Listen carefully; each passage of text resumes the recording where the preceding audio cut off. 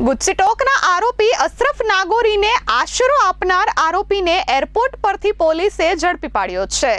સુરતની લાલગેટ પોલીસની હદમાં આતંક મચાવનાર નાગોરી ગેંગને નાથવા માટે ભૂતપૂર્વ પોલીસ કમિશનર અજયકુમાર તોમરે ગુજસીટોકનું શસ્ત્ર ઉગામ્યું હતું। ગુજસીટોકની કલમ હેઠળ નાગોરી ગેંગ સામે કાર્યવાહી કરી લાલગેટ પોલીસે આ ગેંગના લીડર અશરફ નાગોરી, ફિરોઝ અંસારી, સમદ મલબારી સહિતના આરોપીઓની ધરપકડ કરી હતી। પોલીસ તપાસમાં જાણવા મળ્યું હતું કે નાગોરી ગેંગ સામે જ્યારે ગુજસીટોકનો ગુનો નોંધાયો હતો ત્યારે મુખ્ય આરોપી અશરફ નાગોરી ફરાર હતો। નાસ્તા ફરતા અશરફ નાગોરીને અકરમ અમીન બકાલીએ મુંબઈ અને કોલકાતા ખાતે આશ્રય આપી છુપાવવામાં મદદ કરી હતી। આ ઉપરાંત નાણાકીય સહિતની તમામ સગવડ પૂરી પાડી હતી।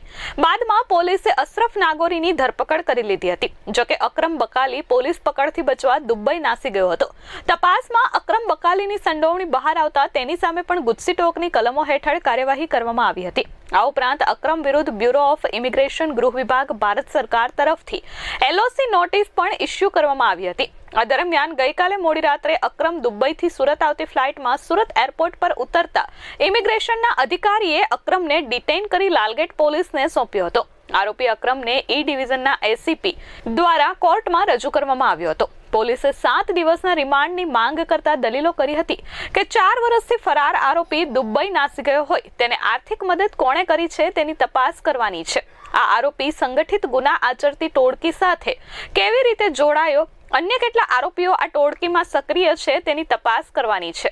આ ટોળકી પાસેથી મળી આવેલા હથિયારો અંગે પણ અકરમની તપાસ કરવાની છે। અકરમે કોઈની પાસે ખંડણી માંગી છે કે કેમ તે સંદર્ભે પણ તપાસ કરવાની છે। નાગોરી ઇમ્પેક્સ ગુડ હોલસેલરના નામે ધંધો કરતા અકરમ દુબઈમાં કોના સંપર્કમાં હતો તેની પણ તપાસ કરવાની છે। ત્યારબાદ કોર્ટે 3 દિવસના રિમાન્ડ આપ્યા હતા। Bureau report S24 news Surat.